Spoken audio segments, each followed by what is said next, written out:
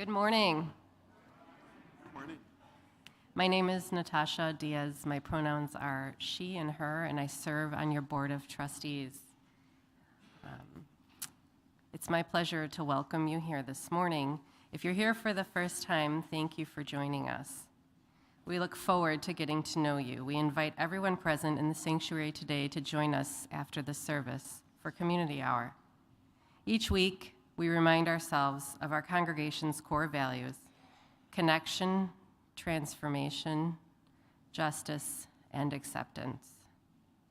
Our mission is to embody these core values in our daily lives by welcoming all, inspiring compassion, nurturing wonder, and serving community. We're so glad that you're here with us today. We hope you find the service inspiring and meaningful. Please take a moment to greet each other both in person and online. Good morning. How are you? It is me next. Yeah, you can keep that.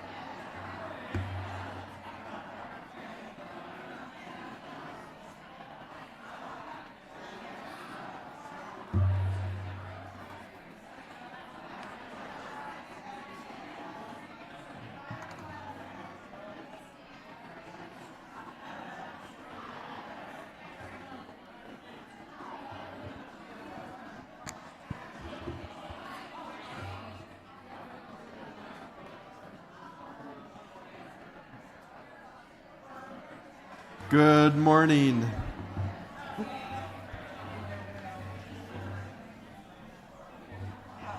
A happy Thanksgiving weekend to all. I'm Reverend Roger, and my pronouns are he, him. Our chalice lighter this morning is Kelvin, and Kelvin loves stuffies. Coming up, Kelvin. I invite you all to join me in the chalice lighting words. We are Unitarian Universalists. This is the church of the open minds, the loving hearts, the helping hands. We take care of the planet Earth and each other.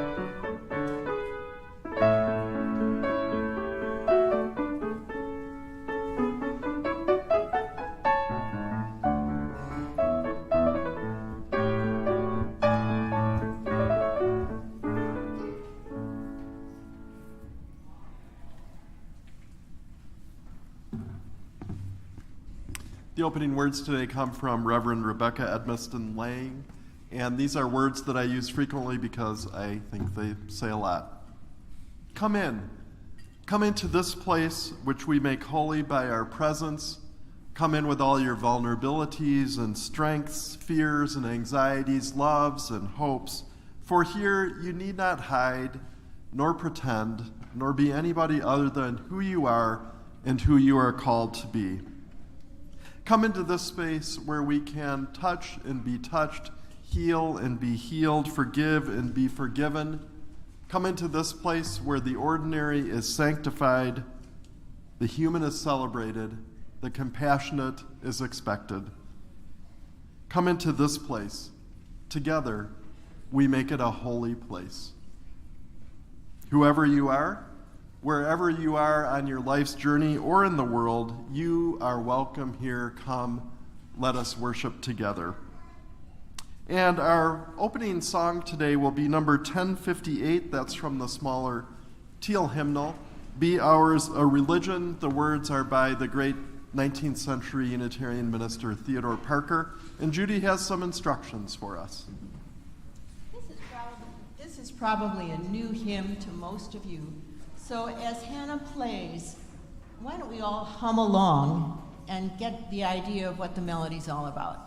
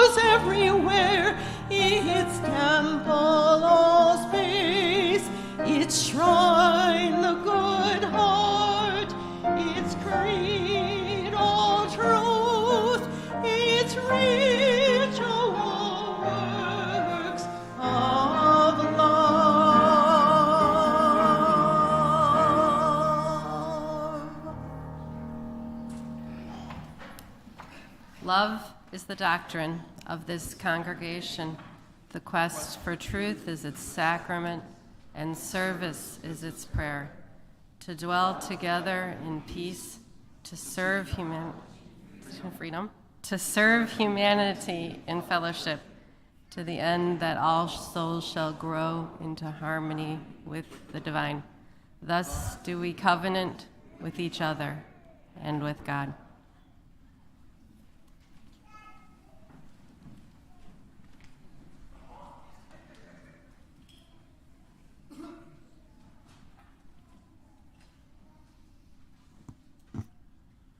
My name is Jay Cohen. I'm a member of the spiritual care team here. It's good to see you all. We always like to remind people that love is the doctrine of this congregation, and one of the many ways that we share our love is by connecting through the joys and sorrows of our lives and making community in that way. If you'd ever like for one of your joys or sorrows to be shared from the pulpit, you can either write it in the book right outside the sanctuary. You could put it into the chat if you're online, or you can always email us at spiritualcare@unitytemple.org. Here are the joys and sorrows that were shared today. Mary is expressing a joy because of the frozen blessings from the sky this morning. Someone who did not mention a name said that my husband is struggling with an addiction, so let's hold them in our hearts. And Betsy Davis wants to celebrate the life of Bishop Carlton Pearson, who died this week. For those of you who don't know, Bishop Carlton Pearson was a fundamentalist Baptist minister or bishop who joined with the Universalist Church and tried to expand the beliefs, and did a lot of important things in Tulsa, Oklahoma. And he passed away this week, so we hold him in our hearts. Other than the items just shared, there are many, many other joys and sorrows on our hearts. So each week we like to offer an opportunity for people to honor one of their joys or some of their joys and sorrows. And we do that by, if you would like to place a stone into one of the bowls of water, and then when the stones are together in the bowl, our joys and sorrows are shared in community. We put these in several places. There's one up here, there's two in the back corners, and there's one down in the cloister. So in a moment, we'll be doing that in silence, and then at the end of that, we will sing Spirit of Life just one time. So feel free to begin.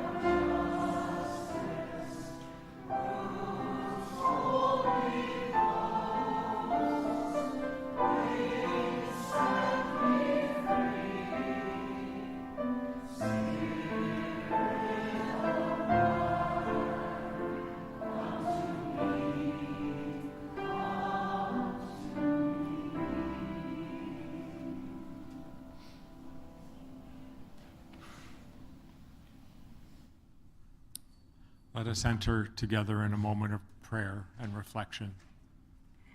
Spirit of life, source of all love, as we gather in this sacred space, we bring forth the fullness of our hearts. For our joys, those moments of connection, love, and celebration, we give thanks. May we cherish these moments and share our collective joy with one another. For the sorrows, the challenges, the times we feel heavy, we ask for strength and resilience.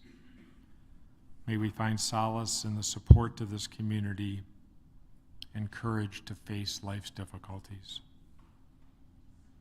As we embrace our shared humanity, may we all feel connected through the threads of life that we share, and may we embrace each other with kindness always. May this time of sharing be a reminder that we are not alone, that our joys are intertwined and our sorrows are softened by our shared love and understanding. Blessed be. Amen.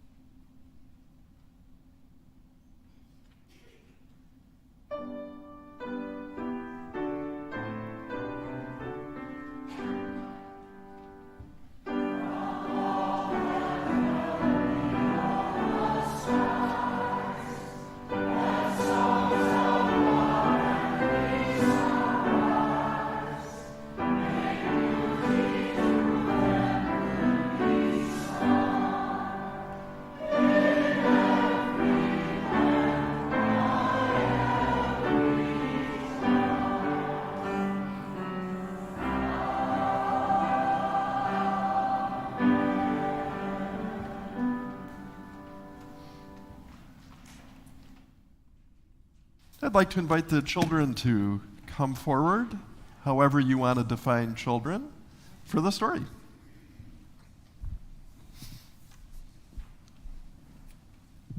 Hi. Thanks for helping with the chalice. Good morning. I hope you and the others coming down had a really good Thanksgiving and a few days off school, and now snow. Hi. All right. Hi, come on up. So this is the story. It's called The Treasurer. It's a story that I really love, and I really love the pictures. It's a really old story. It goes back in the Jewish tradition hundreds and hundreds of years. The story begins. There was once a man, and his name was Isaac.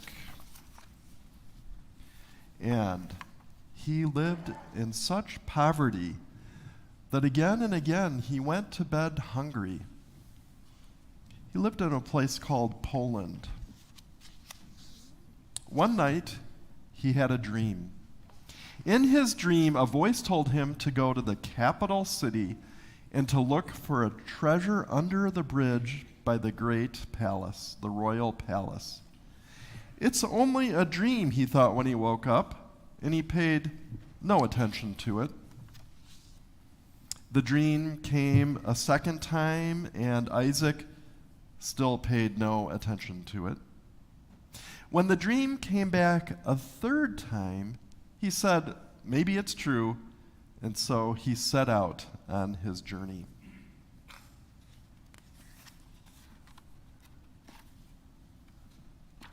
See if I can turn this page here. There we go.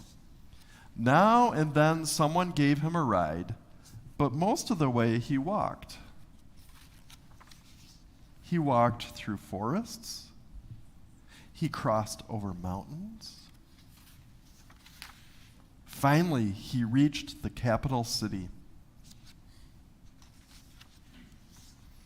But when he came to the bridge by the royal palace, he found that it was guarded by day and night.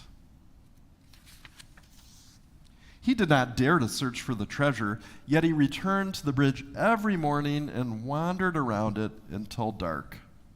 One day, the captain of the guards asked him, "Why are you here?" Isaac told him the dream. The captain laughed. "You poor fellow," the captain said. What a pity you wore your shoes off out for a dream. Listen, if I believed a dream I once had, I would go right now to the city you came from, and I'd look for a treasure underneath a stove in the house of a fellow named Isaac." And he laughed again. Well, Isaac bowed to the captain, and he started on his long journey home. He crossed over mountains. He walked through forests. Now and then someone gave him a ride, but most of the way he walked. I think it probably took him many days. At last, he reached his own town. When he got home, he dug under his stove, and there he found the treasure.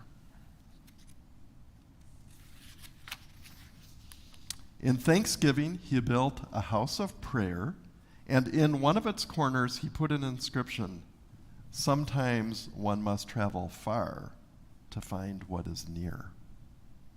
Isaac sent the captain of the guard a priceless ruby, and for the rest of his days he lived in contentment, and he never was poor again. And that's the end of the story. You can go to your classes today. Thank you.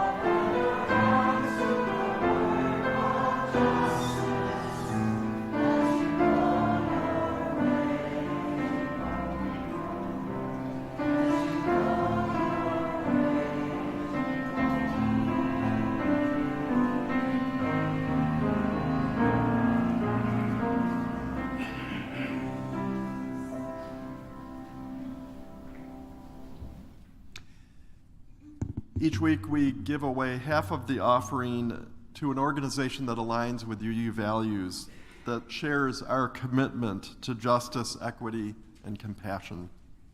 This week our offering will go to Beyond Hunger. Each week members of Unity Temple rescue food from Trader Joe's in Oak Park, then sort through that food and deliver it to Beyond Hunger for distribution at food pantries. Beyond Hunger provides nutritious food, classes, health screenings, and much more to people in the Chicago area. And so thank you for your continued generous support of Beyond Hunger.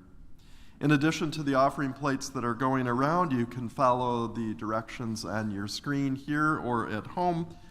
You could also send a check to the Unity Temple office this week. It needs to be received by Friday, so we can include that portion in the check we send to Beyond Hunger. Thank you for your generosity, for your faith in this life that we lead together, and may your gifts bring joy to you.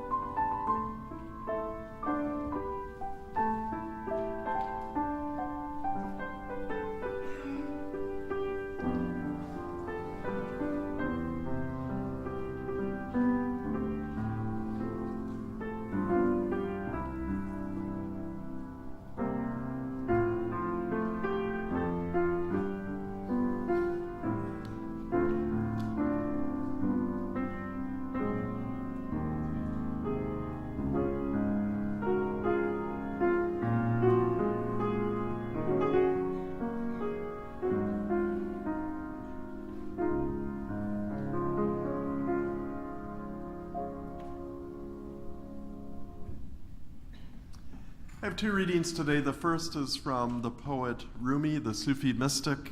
This is from a Coleman Barks translation. It's called The Sunrise Ruby. Work.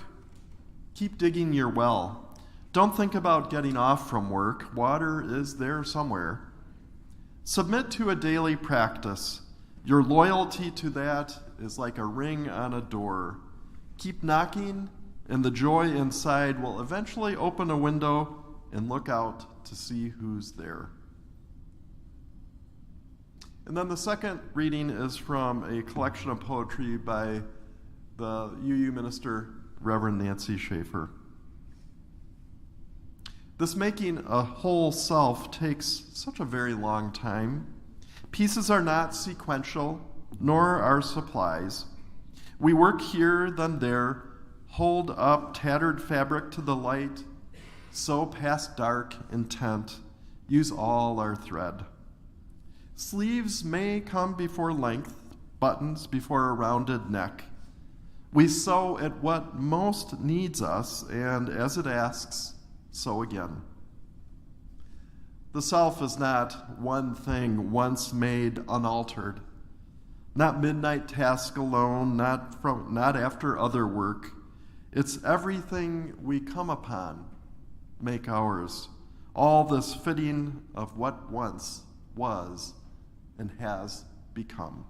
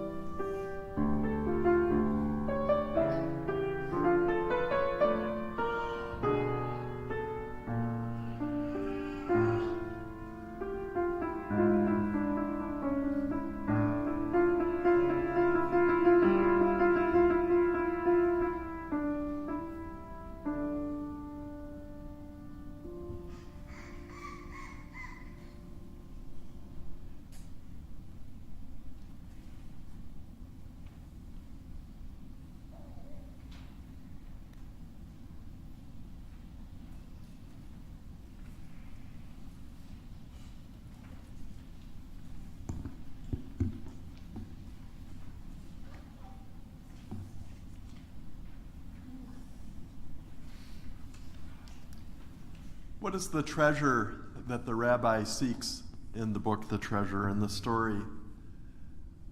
I believe the metaphor is about finding knowledge of who he is at the deepest level.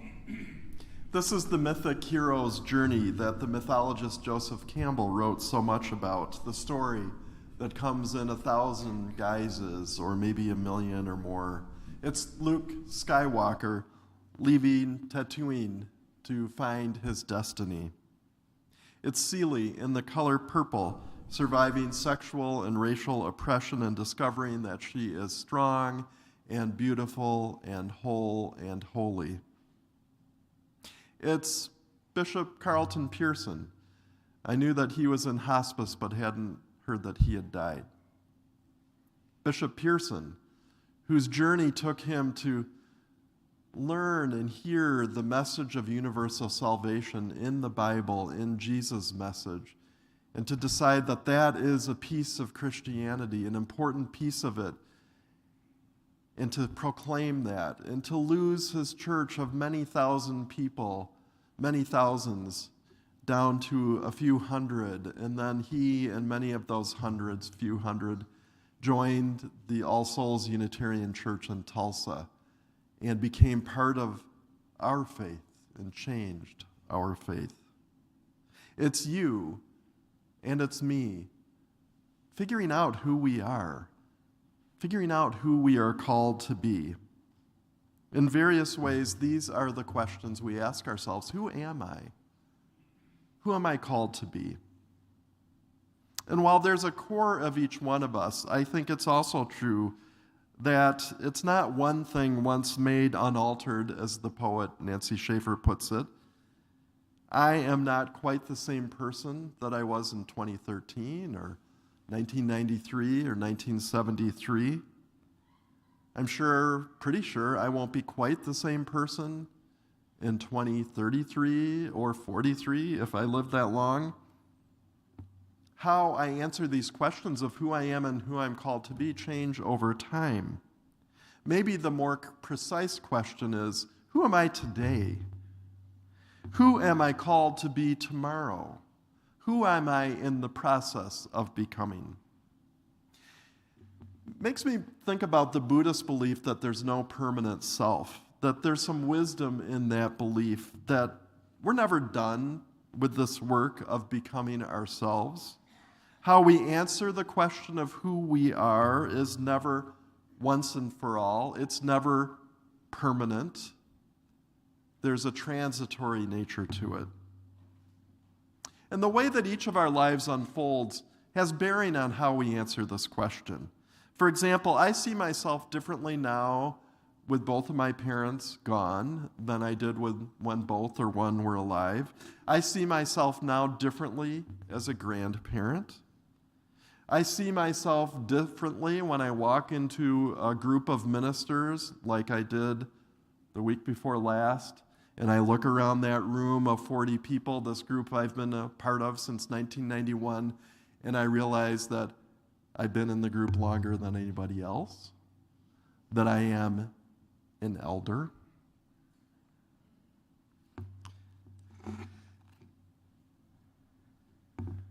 I think about moments in my own life when I discovered with more clarity or insight who I am and who I'm called to be. One such moment is a moment which in hindsight really seems pivotal in my call toward ministry. Like the rabbi in the story, this moment happened way outside my comfort zone and also way outside of where I have spent most of my life. It happened during a college semester abroad in Sri Lanka, the little island nation off India's southeast coast. My program was almost canceled, because a month before we were to go, a civil war began there. But things settled down enough that after a slight delay, we went anyway. So toward the end of that program, we each had 3 weeks of independent study, and by that it meant that we went somewhere on our own and studied something. So I was interested in studying Hindu rites of passage, The logical place to go was where the Hindus lived, which also was where the rebellion had its core. We didn't feel like, I guess our leaders didn't feel like our whole group could go there, but it felt like I could go there. So I went there. I lived in a refugee camp in which women and children from the first outbreak of the war had sought shelter. It was next door to a Hindu temple. I thought I wanted to be a scholar of world religions, especially studying Hinduism. And so the experience to study rites of passage there in this place, next to the Hindu temple, what an amazing opportunity.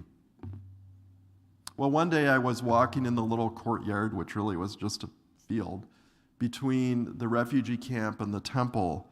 And I had walking with me a translator. We ran into the Hindu priest in this little area, stopped to chat, and at some point, seemingly out of the blue, the priest took my hand, looked intently in my eyes, and said something, the translation of which was, "I sense the spirit of a priest in you." No, I thought. I want to study religion, not do religion.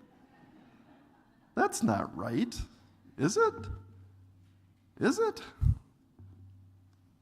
And a seed of doubt about my chosen calling of being a scholar of religion was planted right there in this little space between a temple and a refugee camp on the other side of the world, right there in the middle of living my dream of becoming a scholar of Hinduism, right there in the furthest place I've been in my life.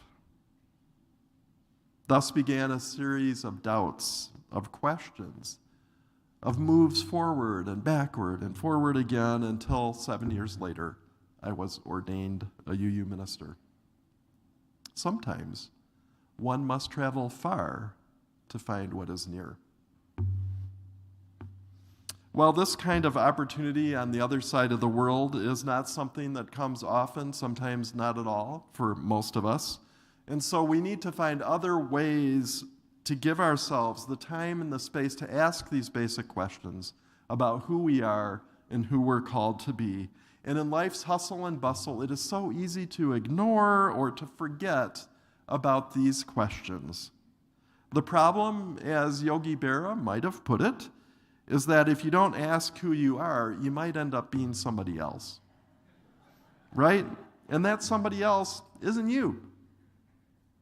So there's a primary, readily available opportunity to give time and space to these questions that doesn't involve going to the other side of the world, and it is cultivating a spiritual practice. A spiritual practice, something that you do on a regular basis that helps you access this treasure within each one of us. In my experience, spiritual practice doesn't guarantee insight about who we are and who we're called to be, but it increases the likelihood that we will get glimpses of these deeper truths about ourselves. So there's a vast, vast variety of spiritual practices. Some people find meditation to be a fruitful path to understanding and insight. Many people in this congregation find this path especially through the mindful reflection group. Others find it in prayer. Some people find it in making music, like in our choir. Some people find it by listening to music, by walking in the woods, by journaling, by running in neighborhoods, by scuba diving, by planting seeds and then taking the weeds out, by contemplating a poem once every day for a week or a month or a year. There's drawing, there's painting, there's quilting, there's so many varieties, and that's great because we're all different. What works for one person may not work for another. So it's important, I think, to experiment. Try some different practices. Give them a chance. See what happens. Tinker with them. And after trying, if you think, this one doesn't quite work for me, it's okay to lay that one down and try something else. Spiritual practice, like life, is about the journey. And when you find something that clicks for you, well, then practice it. Practice. You know, like doing something regularly, even habitually. Practice does not make perfect because humans are not perfect, but practice can make us better at something. I didn't like to admit it as a kid when I was trying to learn the piano and then the oboe, but the weeks in which I practiced, I played better. And I noticed that my piano teacher and my oboe teacher could kind of tell whether I'd practiced or not. So developing a practice of meditation or prayer or contemplation while you're walking or weeding the garden is not about perfecting your technique. It's about growing and deepening your sense of your inner self so that you can more easily be that person you are on the inside. It's about knowing better who you are so you can consistently be that person so that the words that come out of your mouth, the actions that you take, really reflect the inside of who you are. UU minister Phyllis O'Connell tells a story about a woman who was on a subway in New York, and as she leaves the train, she realizes that she only has one glove in her hand. She looks back in the car, and there she sees the glove in her seat. But there's not time to go snatch it before the car door opens. And so just before the door is shut, she takes the glove in her hand and she throws it on the seat to join its mate. The doors close, the train takes off. Another colleague of mine, Reverend Victoria Safford, observes this about this woman throwing the glove back in the train. This looks like a frivolous gesture, gratuitous, spontaneous, spur of the moment, Victoria writes. But you know she must have lived a long life of generosity, a life of wild and creative generosity of spirit to be able to think so quickly, to act so urgently and healthily, to know precisely at that moment what would bless the world right then and there. It happened in an instant. But Victoria says that was planned giving through and through. Something in her past, or everything in her past, prepared the woman for that gesture. Habits of living and giving practiced and refined her whole life. This is why spiritual practice matters. We practice so that when life happens, when we fall in love or fall out of love, when we start a new job or get fired, when a beloved dies, when we get sick, when we leave a glove on a subway and the doors are closing, we know what to do. We practice so that we can live in the way that shines through who we are at the deepest level, in life's big moments, in life's little moments. We practice so that we can live and speak and act as we intend, that it becomes a sort of muscle memory. While I chronically struggle with practice, making practice regular and habitual, that is what sabotaged my efforts to become a brilliant pianist and oboist. I love to run or go on long walks, and yet there are times when I'll go a day, a week, a month without doing those things. Well, I've come to the conclusion I'll probably struggle with this all my life, but I keep trying. If I miss a week, if I miss a month, well, there's a new day dawning, and I can start today.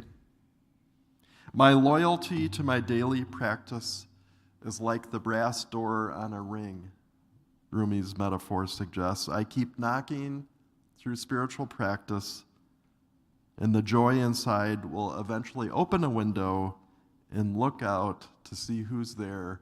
And guess what? It's me. It's me who's there. The real, deep me.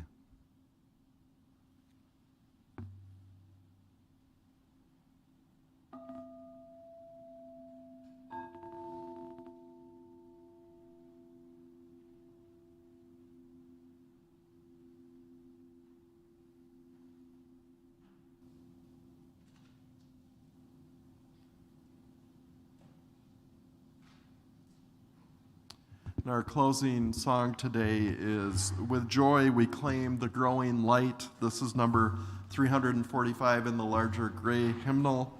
With joy we claim the growing light. I invite you to rise in body and spirit and join in singing. I think we all know most of this.